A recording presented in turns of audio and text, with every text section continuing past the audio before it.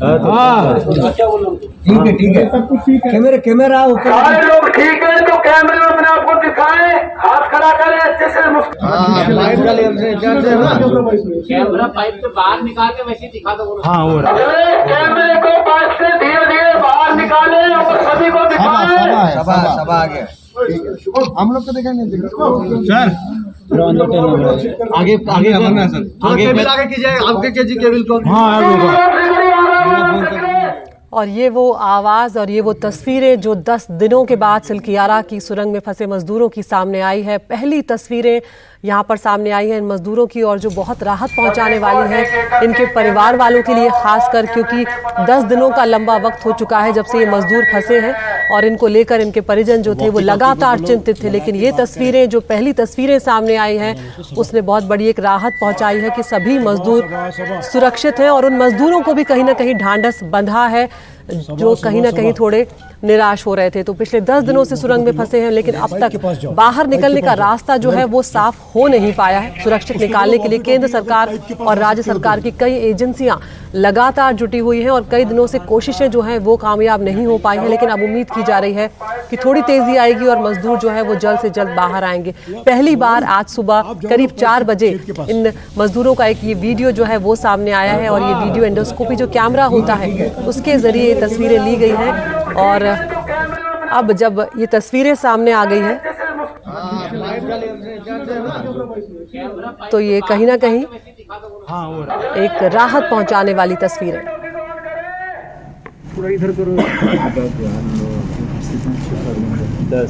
ये एक और तस्वीर जो सुरंग से सामने आई है जिसमें मजदूरों की आवाजें जो है वो भी सुन पा रहे हैं, उनकी तस्वीरें जो हैं वो भी दिख रही हैं। सुबह आवाज आ रही है।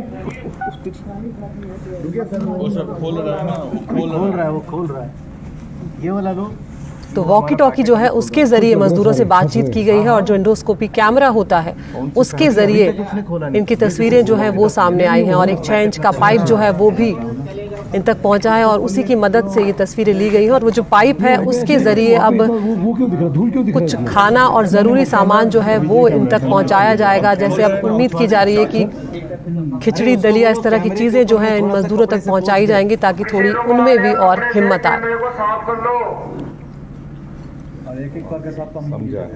देखो फसला समझ जा रही है स्पीकर से, ये लाउड स्पीकर से।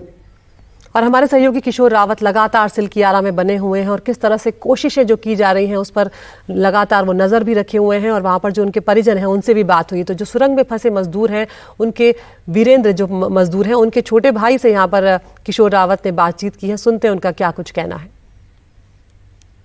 10वें दिन एक सुखद तस्वीरें आई है कि अंदर के लोगों से बात हुई है और वो ठीक है और कैमरे के सामने दुनिया ने देखा है कि वो 41 लोग ठीक है। हमारे साथ एक परिजन मौजूद है। आप कहाँ से आए? बांका बिहार। आपके कौन है अंदर? छोटे भाई। छोटे भाई, अच्छा। अंदर से एक फ़ोटो आई है, तस्वीर आई है, उसको देख के आपके मन में क्या पहली प्रतिक्रिया आई है और कितनी खुशी हो रही है? बस अंदर से जो फोटो आई है उससे बहुत अच्छी खुशी महसूस हो रही है कि चलो भाई अंदर सब कुछ ठीक ठाक है। लेकिन वही सबका मतलब पूरा तस्वीर साफ नज़र नहीं आने की वजह से उतना ही नहीं लग रहा है। अब उससे मैं बात कर लूँगा उन लोगों से तब और अच्छा रहेगा और अच्छा लगेगा कि चलो भाई जो भी है सब चीज़ ठीक ठाक है। क्या कि वो लोग वीडियो सब कुछ हो गया है, खाना वाना वो लोग का जो भी जा रहा है वो सबसे मैं स्पष्ट बात करने के बाद हमको और अच्छी तसल्ली मिली। वीरेंद्र है जो अंदर फंसे हैं? जी हाँ, वो वीरेंद्र है। अच्छा, 10 दिन तक, 10वें दिन मिली है, 9 दिन तक आपको मायूसी थी, आप थोड़ा नाराज भी हो रहे थे, अब कैसे? अब थोड़ा खुशी मिली है, अब सुकून भी मिला है। नहीं भाई चलो कुछ काम हुआ अभी और राहत मिली कि अब एक तो अंदर से महसूस हुआ कि नहीं अब हम लोग को सफलता मिल जाएगी। अच्छा, सब दुआएं कर रहे हैं कि वो जल्द बाहर आए और सब वगैरह। ये जो तस्वीर जैसी आई और आपको खबर मिली, आपके मन में पहली बात क्या आई?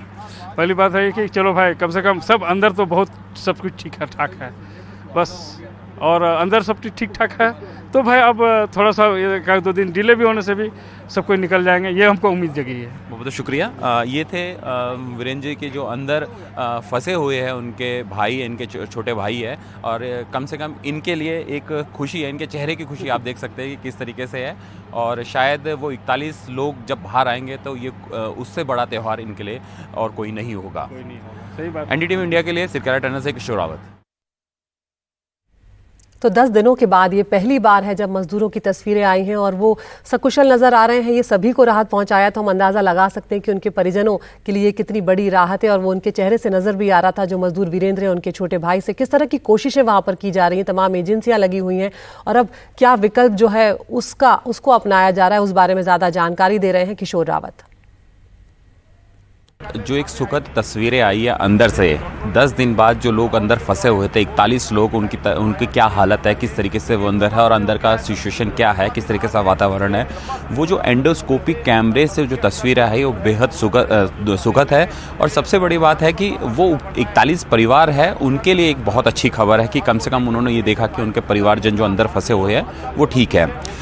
9वां और 10वां दिन, ये इस जो पूरे रेस्क्यू ऑपरेशन के लिए था, 9वां और 10वां दिन ये बेहद ही अच्छी खबर लेके आया। पहले वो फूड पाइप जो 6 मीटर का चौड़ा फूड पाइप है, 53 मीटर लंबा, उसको वहाँ आर पार किया, यानी 230 पे ये फंसे हैं। उसके बाद उन्होंने वो 40-45 मीटर वाला मलबा उसको चीरते हुए, उसमें छेद करते हुए पाइप बाहर हुआ और वहाँ पर वो फूड पाइप पहुँचा। दूसरी जो खबर आई थी 10वें दिन, यानी आज सुबह की बात कर रहे हैं, तो उसमें एंडोस्कोपिक कैमरा गया और उनसे बातचीत भी हुई, वॉकी टॉकी से बातचीत हुई। तस्वीरों में और वीडियो में जिस तरीके से सामने बातें आ रही है कि वॉकी टॉकी से सामने आके, यानी पाइप के पास आकर बात करिए। और जो एंडोस्कोपिक कैमरा है, वहाँ पर कुछ उनके श्रमिक लोग थे, जो उनके साथ काम करने वाले लोग थे, उन्होंने पहचान शुरू की है कि ये इस व्यक्ति का नाम ये है, इस व्यक्ति का नाम ये है। तो और बातचीत भी हो रही थी उनकी वॉकी टॉकी से। ये एक अच्छी खबर है। और जो रेस्क्यू ऑपरेशन करने वाले तमाम जो लोग हैं यहाँ पर, तमाम जो एजेंसियाँ हैं, तमाम जो उनके परिजन हैं, उनके लिए बहुत अच्छी खबर है। एक तरह से कॉन्फिडेंस जो बिल्डअप ज़्यादा होता है, क्योंकि पहली सफलता 6 मीटर वाला चौड़ा पाइप, 53 मीटर का जो पाइप था उसको वहाँ पे इंस्टॉल किया गया। दूसरा जो सबसे बड़ा था वो उसमें तस्वीरें देखी। ये तस्वीरें 10 दिन बाद पूरे देश देख रहा है, दुनिया भी देख रही है, क्योंकि दुनिया के एक्सपर्ट से बातचीत की जा रही है। बाहर के लोग भी इस बात को, लगातार जो खबरें चल रही है, बाहर के लोग भी इस बात को देख रहे हैं कि वो 41 जिंदगियाँ कैसे बाहर आएंगी। तो जाहिर सी बात है, ये अच्छी खबर है, एक सुखद खबर है। और संभवतः उन लोगों के लिए जिनके लोग अंदर फंसे, उनके लिए तो एक बहुत अच्छी खबर है। और दिवाली के दिन से लेके, अगर आपकी बात करें तो दिवाली जिस दिन थी, शायद उनकी खुशियां उस समय चली गई जब वो अंदर फंसे थे। उनको लगा कि बहुत कुछ चला गया, लेकिन ये तस्वीरें उनके लिए बेहद दिवाली से भी ज़्यादा एक बड़ी खुशी लेके आई है। लेकिन अब लगातार जो कॉन्फिडेंस है उनका बढ़ता जा रहा है। ड्रिल मशीन का काम शुरू करने की तैयारी चल रही है। जिस तरीके से मैंने पहले भी कहा था कि जो सबसे ज़्यादा भरोसा वो इस टनल में अंदर जो ऑगर मशीन है वही है, और संभवतः 24 मीटर वो जा चुकी है। बीच में काम रुका था, कई कारण बताए थे। भूकंप आया था 16 तारीख को, उसकी वजह से आफ्टर शॉक आए थे, उसकी वजह से काम रोका गया। कुछ टेक्निकल इशू थे, कुछ से आगे कुछ हर्डल्स आ गए थे, उसकी वजह से रोका। लेकिन ये सबसे महत्वपूर्ण पड़ाव है। 2 पड़ाव सबसे महत्वपूर्ण, एक तो 53 मीटर पाइप उस मलबे को चीरता हुआ बाहर गया। दूसरा, एंडोस्कोपिक कैमरे से उनको देखा गया कि किस तरीके से वो अंदर उनकी हालत है। उनसे बात की गई, वॉकी टॉकी से बात हो रही है, लगातार उनसे संपर्क किया जा रहा है। एक मॉनिटरिंग सिस्टम वहाँ पे फिट किया गया अंदर, ताकि उनसे संपर्क साधा गया। अब जो ड्रिल होगा, यानी जिसकी उन्होंने पूरी तैयारी कर ली है अंदर से, टनल के अंदर से, वर्टिकल ड्रिल नहीं, टनल के अंदर से कर ली है, तो संभवतः ये अच्छी खबर है। और 10वें दिन पूरे देश के लिए, दुनिया के लिए एक अच्छी खबर है कि वो लोग सुरक्षित हैं। सब कोशिश कर रहे हैं, कोशिश तेज़ी से चल रही है। 9वें दिन और 10वें दिन कुछ कोशिश कामयाब आई। अगर 100% की अगर बात करें, 100% में, उसमें 10% इन्होंने कामयाबी हासिल की है। 24 मीटर पाइप जा चुका है। अगर हम उसको उसमें प्रतिशत में शामिल करें तो लगभग 30% है। अभी इनको 70 या 60% अंदर काम करना है। वो 60% कब समय होगा, कब वो लोग बाहर आएंगे, कितना समय होगा, हम ड्रिल करते कब तक पहुंचेंगे, ये कहना बेहद मुश्किल है। लेकिन विश्वास 9वें और 10वें दिन, जिस तरीके से मैं बार बार 9वां और 10वें दिन कह रहा हूँ, वो विश्वास और तेज़ी से बढ़ा है। जो अंदर के लोग पहले मायूस हो चुके थे, जो काम कर रहे हैं, क्योंकि हम बाहर बैठे हैं, अंदर यहाँ से 230 मीटर में क्या हो रहा है ये तस्वीरों से दिख रहा है, लेकिन अंदर का जो वातावरण है, किस तरीके से काम कर रहे हैं, वो शायद हम बयां नहीं कर सकते, वो वही लोग कर सकते हैं। तो उन लोगों में कम से कम इस बात का कॉन्फिडेंस आया, इस बात की हिम्मत आई है कि उनके जो लोग हैं उनको बाहर निकालना है। जो उनके साथ काम करने वाले हैं उनको इस बात की ज़रूर खुशी होगी कि 2 चीज़ें हमने कामयाबी हासिल कर ली है। एक मकसद है सिर्फ कि इनको अंदर से बाहर निकालना है, सेफ बाहर निकालना है और जल्द बाहर निकालना है। काम लगातार चल रहा है। 5 प्लान बनाए हैं। 5 प्लान में जो सबसे महत्वपूर्ण पड़ाव है, जो सबसे महत्वपूर्ण जिसका अगर हम बोलेंगे 70% या 60% जो कामयाबी अभी करनी हासिल 40% कर चुके हैं, जो बाकी 60 या 70% कामयाबी हासिल करनी है वो यहीं से होगी। बाकी जो है वो एकदम स्टार्टिंग से करना पड़ेगा उन्हें। स्टार्टिंग से सब कुछ चल रहा है वहाँ पर, दोनों तरफ हॉरिजॉन्टल और वर्टिकल, और इसके अलावा जो बैक साइड से है बटकोट से, वहाँ से भी हॉरिजॉन्टल ड्रिल होगा जैसे यहाँ से। तो ये सारी चीज़ें काफ़ी महत्वपूर्ण चीज़ें रहती है, लेकिन रेस्क्यू का टाइम बाउंड कम है, समय कम है, ये शायद अभी कहना बहुत मुश्किल होगा। तो वीडियो सामने आने के बाद उत्तराखंड के मुख्यमंत्री पुष्कर सिंह धामी ने सोशल मीडिया पर लिखा है कि सिलकियारा उत्तरकाशी में निर्माणाधीन टनल में फंसे श्रमिकों की पहली बार तस्वीर प्राप्त हुई है। सभी श्रमिक भाई पूरी तरह सुरक्षित हैं। हमें उन्हें शीघ्र सकुशल बाहर निकालने हेतु ताकत के साथ हम प्रयासरत हैं।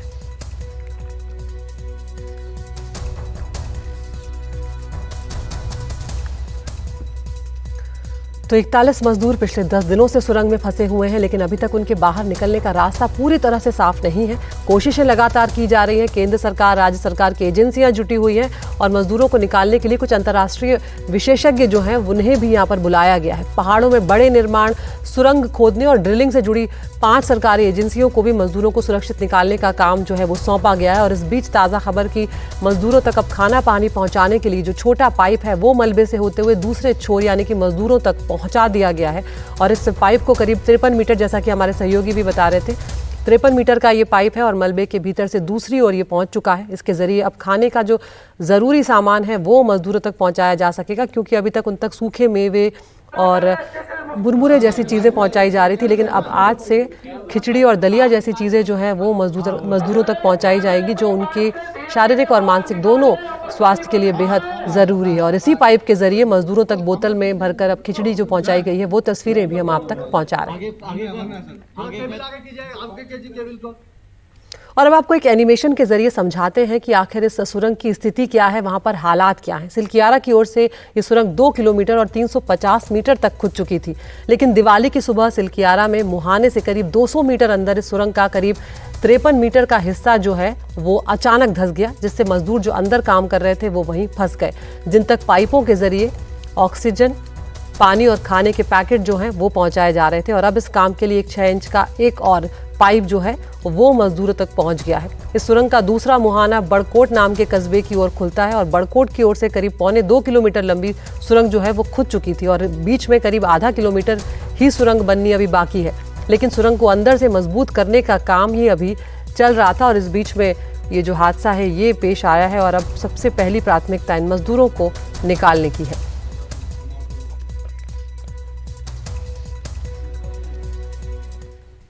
और फिलहाल गुड मॉर्निंग इंडिया में एक छोटे से ब्रेक के लिए रुक रहे हैं। ब्रेक के उस पार आपको दिखाएंगे ग्वालियर से अगवा की गई लड़की आखिर मिल गई है।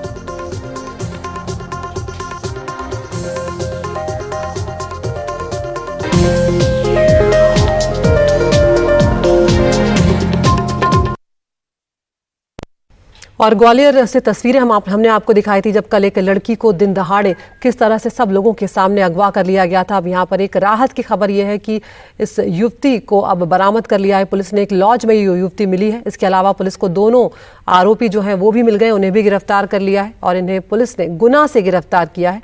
और जिस बाइक से लड़की को अगवा किया गया था वो बाइक भी जब्त कर ली गई है। तो ये वो तस्वीरें हैं जिसने सबको कल हैरान कर दिया था, चौंका दिया था, लेकिन आज ये युवती जो है ये वापस अब मिल गई है। अनुराग द्वारी हमारे साथ जुड़ रहे हैं। अनुराग, क्या जानकारी इस खबर पर मिल रही है, क्योंकि जिस तरह की तस्वीरें आई थी उसने कई सवाल सरकार और प्रशासन पर खड़े कर दिए थे।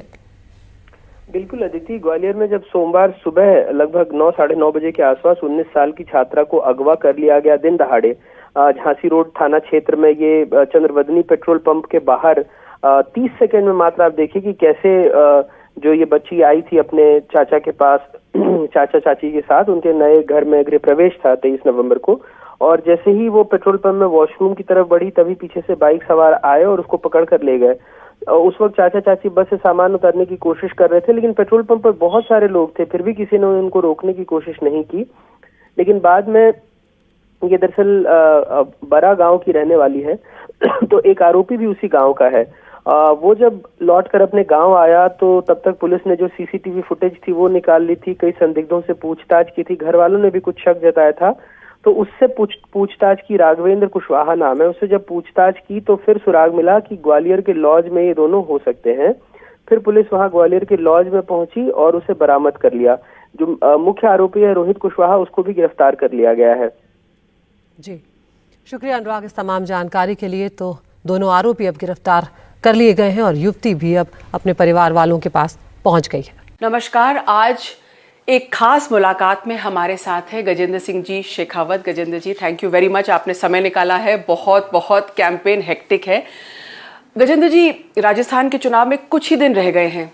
आप तो चुनाव लड़ नहीं रहे हैं, लेकिन लोगों में इतनी उत्साह है, लगता है कि जैसे आप ही चुनाव लड़ रहे हैं, क्योंकि आपने एक तरह से पूरी तरह से कैंपेन में बहुत अहम भूमिका आप निभा रहे हैं। एक तरह से बीजेपी की सारथी भी हैं आप इस चुनाव में, one of the charioteers of this chariot. तो गजेंद्र जी, क्या मुख्य मुद्दे हैं जिसको लेकर, और हम देख रहे हैं कि बीजेपी अब पीक कर रही है टुवर्ड्स द एंड, खूब सारी सभाएं हो रही है, तो क्या ये कि डिलिबरेटली प्लान स्ट्रैटेजी है कि लास्ट में बहुत ज्यादा सभाएं होंगी, everyone will come here and एक तरह से एक high powered high voltage campaign होगा? देखिए, दो तरह के विषयों पर आपने चर्चा की है। पहला तो ये कि क्या मुद्दे इस चुनाव के होंगे।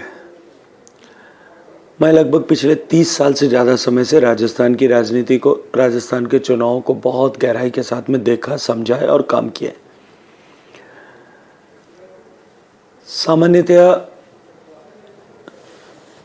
कुछ विषयों के इर्द गिर्द चुनाव हमेशा होते हैं, लेकिन इस बार का चुनाव पिछले 5 साल में वर्तमान सरकार, अशोक गहलोत सरकार के खिलाफ प्रतिक्रिया,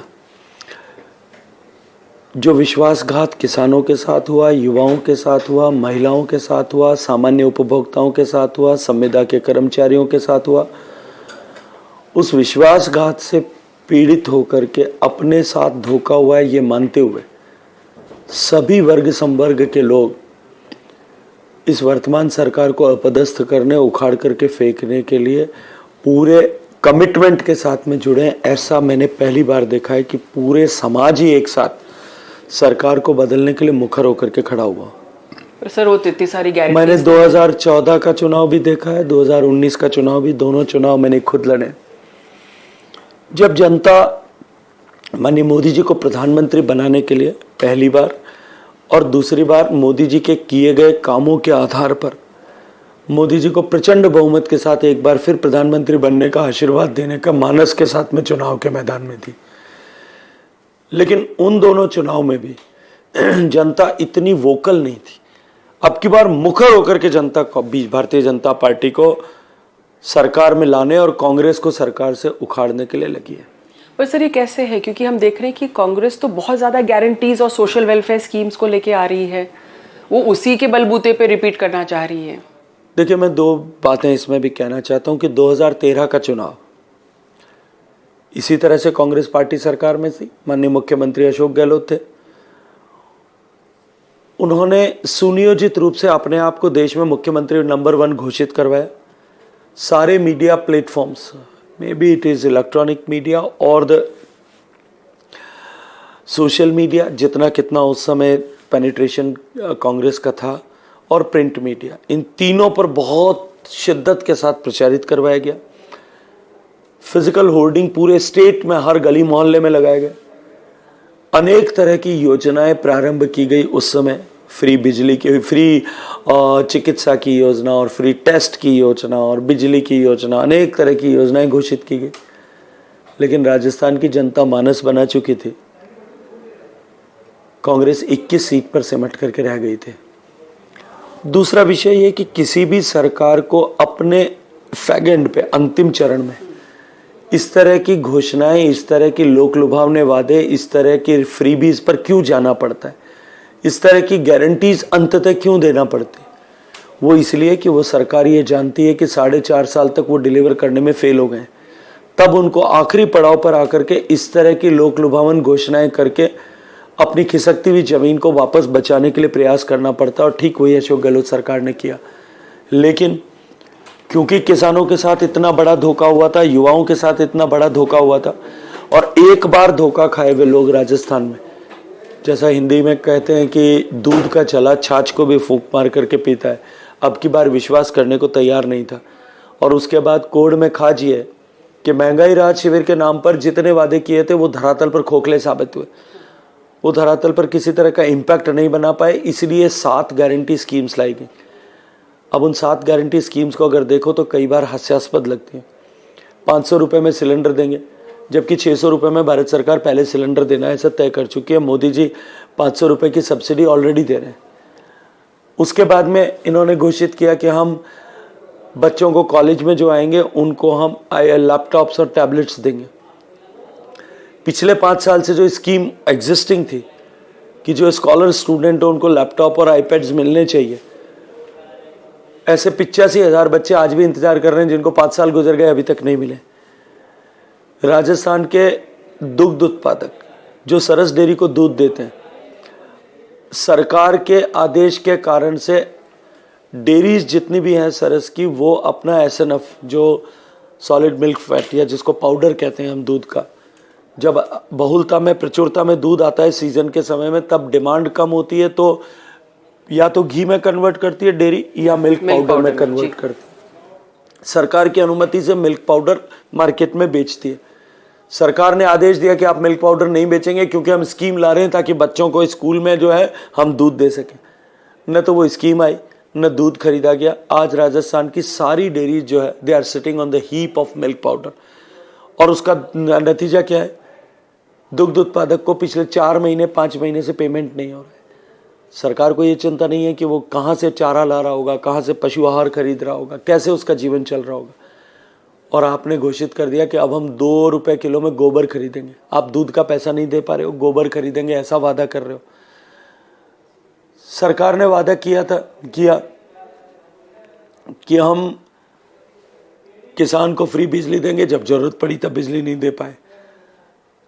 अन्नपूर्णा किट के नाम पर वादा किया, लेकिन अन्नपूर्णा किट की असलियत जब सामने आई, उसके मिलावटी सामान की हकीकत सामने आई तो लोगों का विश्वास समाप्त हो गया। इसलिए ये एक गारंटी के एक विश्वासघात के बाद में दूसरे जो है वादे, उन वादों के फेल होने के बाद में अब गारंटीज लेकर के आए। जनता ऐसी झूठी गारंटीज पर अब विश्वास नहीं करेगी।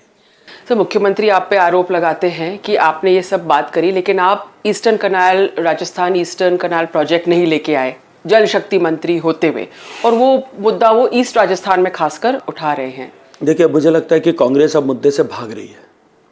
जिस ईस्टर्न राजस्थान कैनाल को अपनी राजनीतिक महत्वाकांक्षाओं के लिए एक राजनीतिक मुद्दा बनाने के, चुनाव लड़ने का हथियार बनाने का षड्यंत्र माननीय मुख्यमंत्री जी ने किया था, और उस षड्यंत्र के माध्यम से उन्होंने पूर्वी राजस्थान के 13 जिलों के 3.5 करोड़ लोगों के सूखे कंठों पर, प्यासे कंठों पर राजनीति करने का पाप किया। और साथ ही साथ में 7.5 लाख हेक्टेयर जो सिंचित जमीन हो सकती है, उसकी संभावनाओं को विराम लगा करके, उसमें बाधाएं उत्पन्न करके प्यासी धरती को भी प्यासा रखने का षड्यंत्र किया है। राजस्थान की जनता को अब समझ में आने लगा है, और भारत सरकार ने माननीय मोदी जी के आशीर्वाद से जो नदी जोड़ने की परियोजना में इस ईस्टर्न राजस्थान कैनाल के रिवाइज्ड रूप को सम्मिलित किया है। मैं आज इतना ही जिम्मेदारी के साथ में कह सकता हूँ कि 7.5 लाख एकड़ जमीन सिंचित हो और 3.5 करोड़ लोगों को 30 साल तक पेयजल की गारंटी मिले, 30 से ज़्यादा छोटे बांध और तालाबों का पुनर्भरण किया जा सकते। इस योजना को भारतीय जनता पार्टी की सरकार बनते ही हम प्राथमिकता के साथ में प्रारंभ करेंगे। और ये तो आज देश जानता और मानता भी है कि माननीय मोदी जी की सरकार जिस काम का शिलान्यास करती है उसका उद्घाटन भी वही करती है। तो हम निश्चित रूप से शिलान्यास भी करेंगे और उद्घाटन भी करेंगे।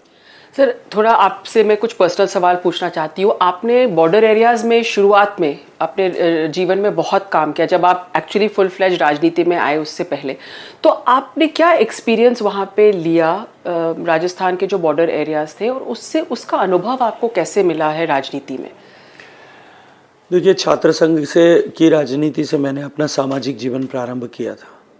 विश्वविद्यालय छात्र संघ का अध्यक्ष चुने जाने के बाद सामान्यतया सभी लोग या पदाधिकारी चुने जाने के बाद सभी युवा लोग अपने लिए राजनीतिक सरजमीन की तलाश करना प्रारंभ करते हैं। मेरे पास भी अवसर थे, लेकिन मेरे मेंटर्स ने, मेरे मार्गदर्शकों ने यह कहा कि तुम्हारी आवश्यकता और उपयोगिता अभी सीमावर्ती क्षेत्र पर है। और निश्चित रूप से एक बड़ी चुनौती उस समय में उस सीमा क्षेत्र पर थी, क्योंकि पूरी तरह से फेंसिंग नहीं हुई थी। बहुत सारी अलगाववादी ताकतें वहाँ अलग अलग तरह से काम कर रही थी। एक तरफ रेडिकलाइजेशन के प्रयास हो रहे थे, दूसरी तरफ एंटी नेशनल एक्टिविटीज़ का केंद्र वो एरिया बन रहा था। हमने एक संगठन के माध्यम से काम करते हुए सीमावर्ती क्षेत्र में रहने वाला नागरिक उसके दायित्व को समझे, एक चौकस जागरूक सीमा प्रहरी के रूप में अपना जीवन जिए, इस दिशा में काम किया। और मैं विश्वास के साथ में कहता हूँ और गर्व के साथ में इस बात को कहता हूँ कि आज पश्चिमी राजस्थान की सीमा अन्य सीमाओं की तुलना में अधिक सुरक्षित अगर है तो उसके कई कारण होंगे, लेकिन उसमें से एक प्रमुख कारण जो सीमा जन कल्याण समिति के नाते हम सब ने काम किया, अपना समय का योगदान किया, वर्षों तक तपस्या की। सीमा जन कल्याण समिति के सब कार्यकर्ताओं की तपस्या के कारण से वो हो पाए। और उसके चलते हुए धरातल को जिस बारीकी के साथ में समझा, धरातल की हकीकत को जिस बारीकी के साथ समझा, लोगों के जीवन के साथ जिस तरह से जुड़ा हुआ, लोगों को मूलभूत आवश्यकताओं के संघर्ष को जिस तरह से समझा, राजनीतिक क्षेत्र में काम करने के अवसर आने पर एक वो संपर्क और दूसरा उस हकीकत की जानकारी, ये दोनों ही मेरे इस क्षेत्र में काम करने के, इस जीवन के इस अध्याय के एक वाहक बनाए और दूसरा चालक बनाए। आपने 2 बार एमपी रहे हैं जोधपुर से, तो वहाँ पर लोग कहते हैं कि अगर किसी के गांव में किसी की बकरी भी खो जाती है तो वो भी आपको कभी कभी फ़ोन करके रात को इस तरह के फ़ोन कॉल भी आपके पास आते हैं। देखिए, निश्चित ही ये जोधपुर के मतदाताओं का स्नेह है, प्रेम है और उनका विश्वास है। और मैं ये मानता हूँ और इसको इस तरह से सोचता हूँ कि जिस आदमी की अगर एक बकरी खोई है या गुमी है, उसके पास वही धरोहर है, उसके लिए वो ही बहुत बड़ा असेट है। और उस समय में भी अगर उनका चुना हुआ जनप्रतिनिधि उनके हर दुख और सुख में, उनकी तकलीफ में उनके साथ खड़ा है, उनके मन में भी विश्वास होता है और मेरे जैसे व्यक्ति के मन में संतोष भी होता है। तो जोधपुर की अगर हम राजनीति की बात करें तो आपके सामने एक तरह से पावर सेंटर है जोधपुर। चीफ मिनिस्टर अशोक गहलोत वहाँ से लगातार जीतते आए हैं और बहुत चर्चा थी कि आप भी उनके सामने चुनाव लड़ेंगे इस बार, लेकिन ऐसा नहीं हुआ। देखिए, भारतीय जनता पार्टी में ये निर्णय करना कि कौन व्यक्ति किस दायित्व के साथ में काम करेगा, ये संगठन के एक स्तर के लोग पार्लियामेंट्री बोर्ड में तय होता है।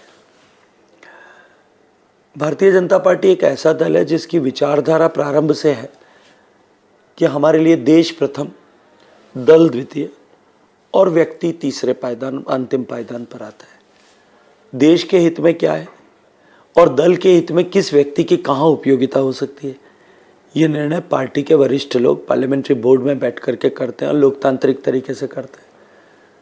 मेरी उपयोगिता उन्होंने जहाँ पाई है, जहाँ समझी है, वहाँ मुझे वो उपयोग करेंगे। अगर विधानसभा में कुछ साथियों के लिए लगता था कि इनको विधायक का चुनाव लड़ना चाहिए, राजस्थान की राजनीति में उनकी आवश्यकता है, उनको उस दृष्टिकोण से चुना गया। आज मुझे केंद्र में काम करने का, सरकार में काम करने का सौभाग्यपूर्ण अवसर माननीय प्रधानमंत्री जी ने दिया है।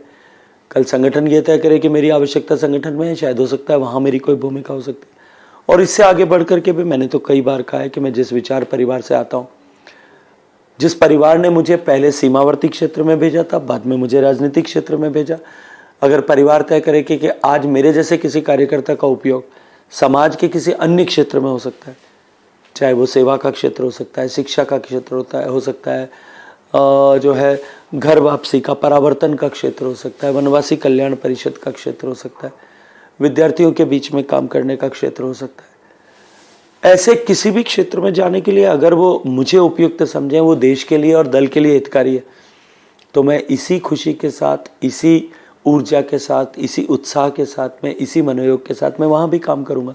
क्योंकि मैं जानता हूँ कि मैं जहाँ भी काम करूँगा वहाँ लक्ष्य एक ही होगा और वो होगा भारत माता की जय करना, इसलिए जहाँ भी करेंगे भारत माता की जय करने के लिए काम करेंगे। मुख्यमंत्री के बेटे के सामने चुनाव लड़ा और सब कह रहे थे कि वो जो चुनाव था 2019 का, वो उसमें आप और सीएम आमने सामने थे। कहीं ना कहीं आपको लग रहा है कि उसके बाद में जो कुछ हुआ आपके और सीएम के बीच में, today there is a case, a defamation case which is going on in court, you know, in Sanjivani घोटाला, he is again and again named you, he is also, उन्होंने अपने मतलब आपके परिवार लोगों का भी नाम लिया है। तो आपको लगता है कहीं ना कहीं आपको उस बात का, क्या मैं कहूँ, रिग्रेट है कि इस तरह की, मतलब इस पद पे पहुंचने के बावजूद आपके सामने इस तरह के आरोप आप पे लगे हैं? देखिए, निश्चित ही अपने बेटे की हार से उपजी खिसियाहट और पिछले लगभग 4.5 दशक से उनकी एक छत्र पूरे जोधपुर में राजनीतिक एकाधिकार, उन दोनों को शायद पहली बार चुनौती मिली और उस चुनौती के चलते हुए उनके मन में कहीं ना कहीं खींच और खिसियाहट है और उसका प्रदर्शन उनकी शब्दावली में अनेक बार होता है। अपने राजनीतिक लाभ के लिए उन्होंने मेरा राजनीतिक हनन करने के लिए उन्होंने इस संजीवनी को एक हथियार के रूप में उपयोग लेने का कोशिश किया। जिस सोसाइटी से मेरे परिवार के किसी भी 3 पीढ़ी के किसी व्यक्ति का भी कहीं कोई प्रत्यक्ष अप्रत्यक्ष लेना देना नहीं था, उसको मेरे साथ चिपकाने का पाप किया। लेकिन जनता सब जानती है, जनता सब समझती भी है, उनके उद्देश्य को भी समझती है, मंतव्य को भी समझती है। इस 75 साल के लोकतंत्र में मतदाता ऐसे विषयों को अब जानने लगा है।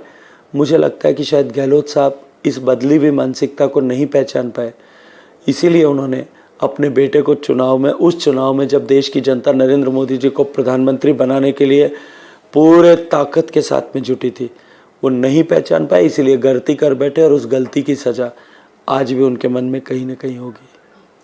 काफ़ी जर्नलिस्ट आजकल आपसे सवाल पूछ रहे हैं कि इस सब के बावजूद अगर आपको उनके साथ चाय पीने का मौका मिले तो क्या आप चाय पिएंगे? पता नहीं ये सवाल क्यों पॉपुलर हो गया, लेकिन एक ट्रेंडिंग सवाल है आपके सामने।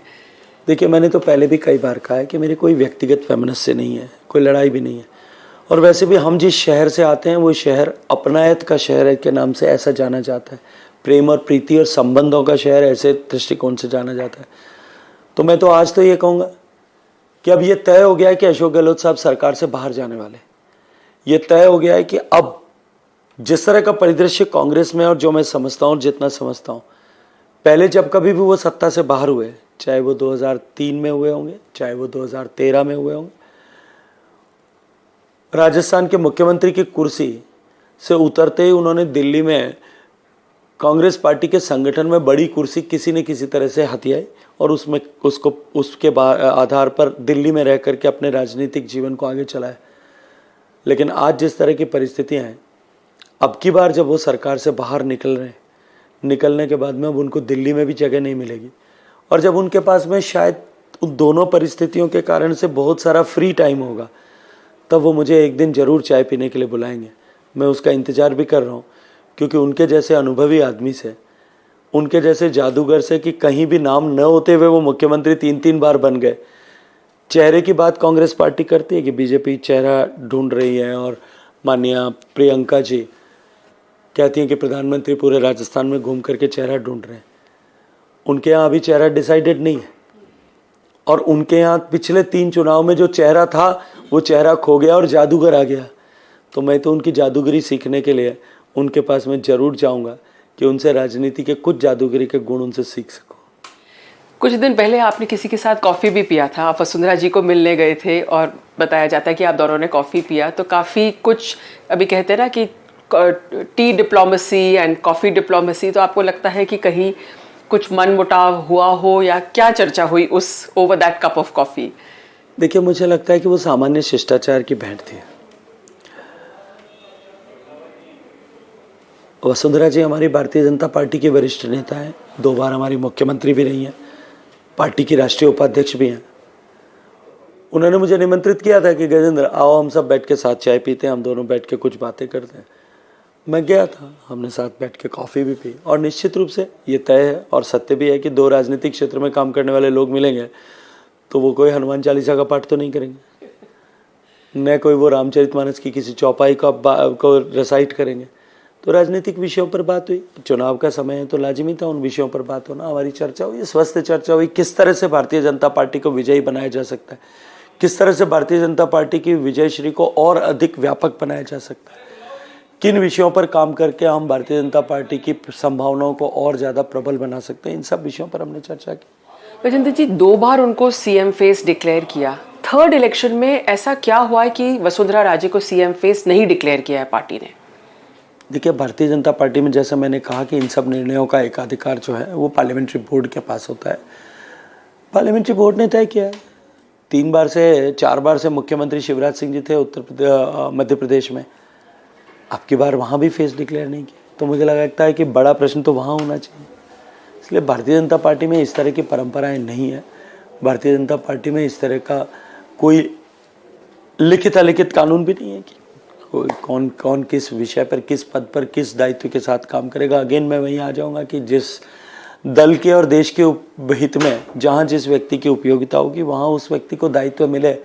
इसीलिए आपने देखा होगा कि भारतीय जनता पार्टी में हम लोग सामान्यतया बातचीत में भी हम पद की बात नहीं करते, हम कहते हैं कि हमको दायित्व मिला है। It's a responsibility, not the office what is being assigned to anyone. आपके लिए कहते हैं, last time when you won the election they said the farmer who wore jeans, they said this about you, so are you still very closely aligned to that? I mean initially you started off as a farming person. Agriculture is in the bottom of my heart, मेरा दिल से जुड़ा हुआ विषय है। किसानों के लिए कुछ कर सकें और देश की कृषि व्यवस्था को किस तरह से बदला जा सके।